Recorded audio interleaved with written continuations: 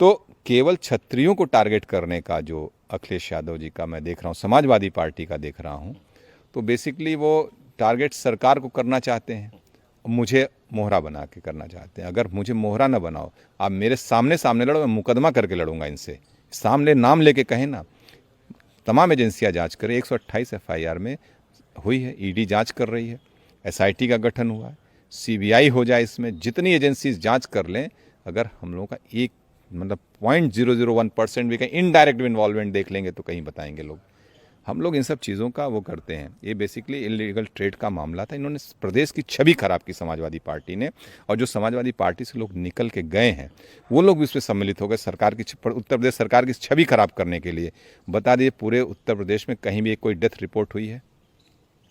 जिस सिरप की बात चली, अबॉट कंपनी की बात चल रही है, अबॉट कंपनी का जो स्टेट का सीएनएफ जिसके पास था उसकी बात चल रही है, एक भी फैंसी डील से कहीं डेथ हुई हो तो बताएं।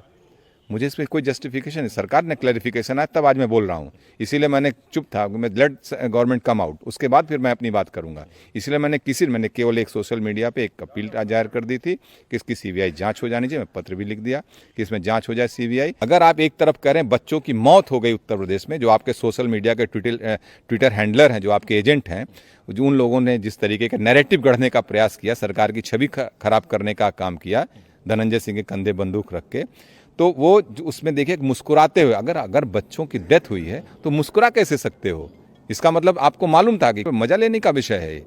इसी तरीके से 2022 में मजा ले रहे थे। मैं जेल जाके बेल करा के आया था एक मामले में, उसके बाद कह रहे हम क्रिकेट खेल रहे थे, वही नतीजा हुआ 100 सीट पे सिमट गए। इस बार 50 सीट पे सिमट जाएंगे ये, देखिएगा। और इनको गलतफहमी नहीं होनी चाहिए, 37 सीट जो पार्लियामेंट में जीते हैं ना, उसमें भारतीय जनता पार्टी के कार्यकर्ताओं का कुछ आक्रोश था। और एक गुजरात का एक स्टेटमेंट था जिसकी वजह से भारतीय जनता पार्टी उत्तर प्रदेश में लूज की 20-22 सीटें, तो इसी तरीके से लूज कर गई।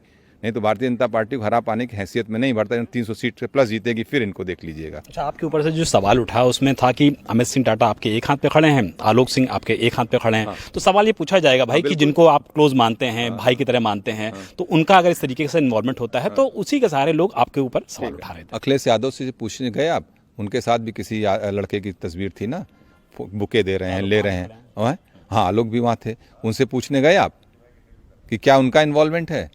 अरे कल तक कोई व्यापारी है, आज आप पत्रकार हैं, आप आए हैं मुझसे इंटरव्यू ले जाएं। कल आपसे कोई एक्सीडेंट हो जाए, आपसे कोई दुर्घटना झगड़ा हो जाए, कोई आपको मार दे, आप किसी को मार दें, उसके लिए मैं दोषी हूँ? ये कोई विषय नहीं होता है। उनसे भी पूछिए, उनसे भी जाके पूछिए। वो दूसरे के ऊपर आरोप लगाते हैं, अपने ऊपर भी देखें वो लोग। इस तरीके की बात तो मैं कभी रिश्ते को डिनाई नहीं किया। मैं तो कह रहा हूँ आलोक से रिश्ते हैं, पारिवारिक रिश्ते हैं और रहेंगे। अमित सिंह से भी रिश्ते हैं। अमित सिंह के आलोक के रिश्ते थे, और अमित को मैं बाद में जाना, आलोक के थ्रू ही जाना मैं अमित को। अमित बाद में जाना कि जौनपुर का लड़का है, और मेरे शशिकांत राय मेरे लॉयर हैं बनारस में। हमारा एक केस चला, मेरे ऊपर गोली चली, तो उसके लॉयर हैं वो। शशिकांत का जूनियर है अमित, और वहीं का रहने वाला है, जौनपुर का। एक रामपुर ब्लॉक है हमारे यहाँ, तो और उसी में वो क्या शायद विद्यापीठ का स्टूडेंट रहा है।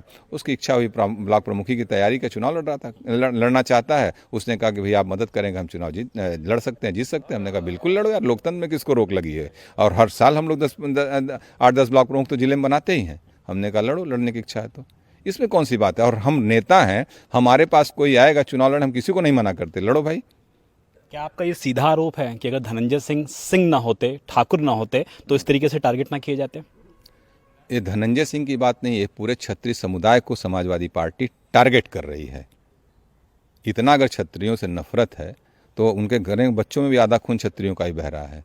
कम से कम इतनी नफरत जात की न करें। प्रदेश के मुखिया रहे हैं और अपनी पार्टी के 37 सांसदों के नेता हैं, आज की डेट में सदन में हैं।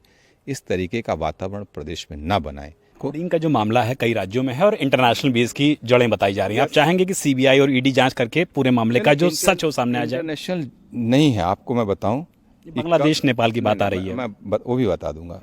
देखिए, आप थोड़ा इस पे और होमवर्क कर लीजिए। 2022 में इंडिया की हरियाणा की कोई कंपनी थी जिसने मैन्युफैक्चर्ड बच्चों के लिए कफ सिरप था, वो उज्बेकिस्तान, कैमरून और गाम्बिया में, मैं WHO की एक रिपोर्ट पढ़ रहा था, उसमें था कि यहाँ से सप्लाई हुई थी, उससे बच्चों की डेथ हुई। गाम्बिया में भी हुई थी, कैमरून में भी हुई थी और उज्बेकिस्तान में भी हुई थी।